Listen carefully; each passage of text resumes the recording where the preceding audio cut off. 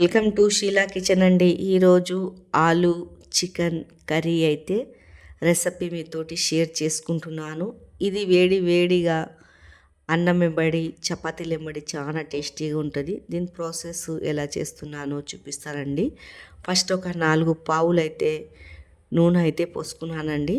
కొద్దిగా నూనె ఎక్కువనే పోయాలా. ఒక 2 ఆనియన్ అయితే సన్నగా తరుక్కున్నాను. తర్వాత మొత్తము ఎర్రగా ఫ్రై అయితే చేసేసుకోవాలా. చూడండి గోల్డెన్ కలర్లో రావాలా.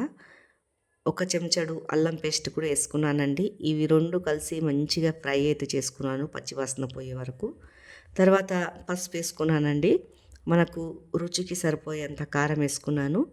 ఇవంతా ఒక 5 నిమిషాలు పచ్చివాసన పోయే వరకు బాగా ఏంపుకోవాలా. చూడండి ఇలా ఏంపేసుకున్నాను. తర్వాత ఒక హాఫ్ కేజీ చికెన్ తీసుకొని కడిగి అయితే మ్యాగ్నేట్ చేసి పక్కకైతే పెట్టానండి. దీంట్లో వేసేసుకుంటున్నాను. చూడండి తర్వాత ఇదంతా మంచిగా మసాలాలు పట్టేలాగా బాగా ఏంపుకోవాలి ఒక 5 నిమిషాల వరకు. ఇలా మొత్తం మసాలాలు అయితే పచ్చివాసన పోయే వరకు ఏంపాలండి. చికెన్లో నీళ్ళు గిట్ల ఇప్పుడైతే ఏం పోయొద్దు. నేనైతే ఒక పావు కిలో ఆలుగడ్డ తీసుకున్నాను. చిన్న ఆలుగడ్డ అండి ఇవి. తర్వాత సాల్ట్ వేసుకున్నాను. ఇవి 2 కలిపి ఒక 10 నిమిషాల వరకు అయితే మంచిగా ఏంపేసుకోవాలా. చూడండి ఈ ఆలుకి చికెన్కి మొత్తం మసాలాలు అయితే పడుతుంది. బాగా సన్న మంట మీద పెట్టి మూత పెట్టి కలుపుకోవాలా. తర్వాత మూత తీసేసినాక ఒక 3 పెద్ద పెద్ద టమాటాలు కలెమాకు అయితే వేసేసుకున్నానండి. ఎర్ర టమాటాలు అయితే తీసుకున్నాను. ఇలా మంచిగా కలుపుకోవాలండి. చూడండి ఇలా కలుపుకొని ఒక 2 నిమిషాలు అయితే మూత పెట్టి పెట్టేయాలా. జర టమాటాలు మగ్గనియాలండి బాగా. చూడండి మగ్గిపోతాయి టమాటాలు. జర సేపటికి ఒక 2 సార్లు ఇలా మూత పెట్టేసి మగ్గనియాల. చూడండి ఇలా.